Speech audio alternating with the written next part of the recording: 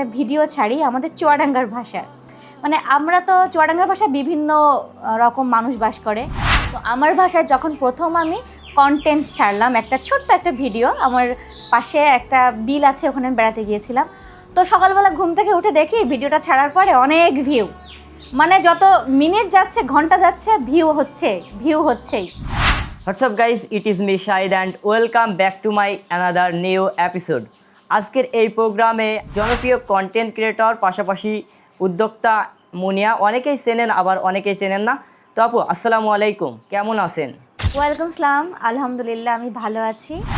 যেহেতু আপু content creator, আমাদের প্রথম প্রশ্নই থাকবে যে আপনি কিভাবে কন্টেন্টটা শুরু করেছিলেন, মানে প্রথম আপনি কিভাবে আসলেন এই কন্টেন্ট জগতে, এবং দ্বিতীয়ত আপনার কোন ভিডিওটা প্রথম ভাইরাল হয়েছিল।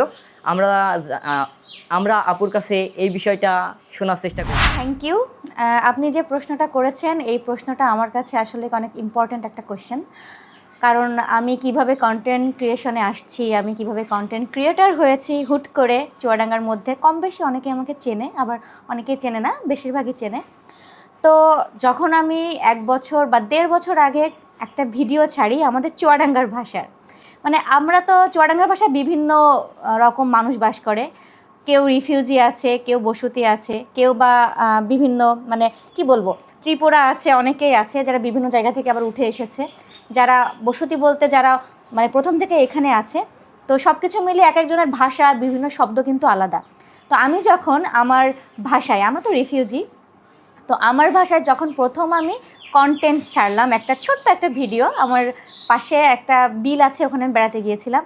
তো সকালবেলা ঘুম থেকে উঠে দেখি ভিডিওটা ছাড়ার পরে অনেক ভিউ, মানে যত মিনিট যাচ্ছে ঘন্টা যাচ্ছে ভিউ হচ্ছেই, এত পরিমাণে ভিউ হয়েছে। আর ওটা মূলত হয়েছিল আমার চুয়াডাঙ্গার আঞ্চলিক ভাষায় কথা বলে। তো প্রত্যেকটা মানুষ এটা খুব আগ্রহ সহকারে দেখেছিল, কি মানে বেশিরভাগ পজিটিভ কমেন্ট, যে আরে আল্লাহ, আমাদের ভাষা, আমাদের চুয়াডাঙ্গার ভাষায় এত সুন্দর করে কথা বলে আপুটা। তো আমি দেখলাম 2-3টা ভিডিও এরকম পরপর ছেড়েছি আমাদের আঞ্চলিক ভাষায়, আর এরকম ভিউ।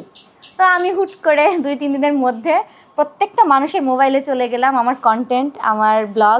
তো এই তো আমি ভাইরাল হয়ে গেলাম।